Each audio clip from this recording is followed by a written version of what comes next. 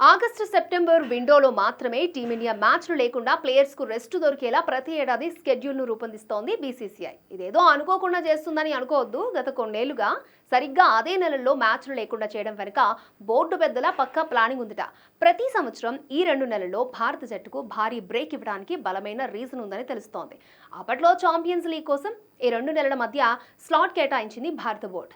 Indian premier లీగ్లో అత్యుత్తమ ప్రదర్శన కనబరిచిన జట్లు, ఇతర లీగ్స్లో ఆడే బెస్ట్ టీమ్స్తో కలిపి ఈ టోర్నమెంట్ను నిర్వహిస్తూ వచ్చారు. అయితే 2008 నుంచి 2014 వరకు జరిగిన ఛాంపియన్స్ లీగ్ ఆ తర్వాత అనివార్య కారణాల వల్ల ఆగిపోయింది. ఛాంపియన్స్ లీగ్ కోసం ఆగస్టు సెప్టెంబర్ విండోలో ఇంటర్నేషనల్ మ్యాచ్లు లేకుండా చూసుకుంటూ వచ్చిన బీసీసీఐ ఆ టోర్నీ ముగిసిన తర్వాత కూడా అదే కల్చర్ను కంటిన్యూ చేస్తోంది. ఆగిపోయిన ఛాంపియన్స్ లీగ్ స్థానంలో మినీ ఐపీఎల్ నిర్వహించాలని భారత బోర్డు పెద్దలు చాన్నాళ్లుగా ట్రై చేస్తున్నారని సమాచారం. ఇదిలా ఉండగా 2024లో టీమిండియా 3 వన్డేలు మాత్రమే ఆడింది. తర్వాతి పర్యటనలో కూడా వన్డేలు లేవు. దీంతో భారత్ అత్యంత తక్కువ వన్డేలు ఆడడంతో బీసీసీఐపై ఫ్యాన్స్ ఫైర్ అవుతున్నారు. ఒకప్పుడు ఒక సిరీస్లోనే 7 వన్డేలు ఆడేవారని, అలాంటిది ఏడాది మొత్తం మీద 3 మ్యాచ్లు ఆడడం ఏంటంటూ మండిపడుతున్నారు. వన్డే క్రికెట్ను చంపేశారంటూ ఆవేదన వ్యక్తం చేస్తున్నారు. ఐపీఎల్ కోసం ఈ ఫార్మాట్ను బలి చేశారని ఫైర్ అవుతున్నారు.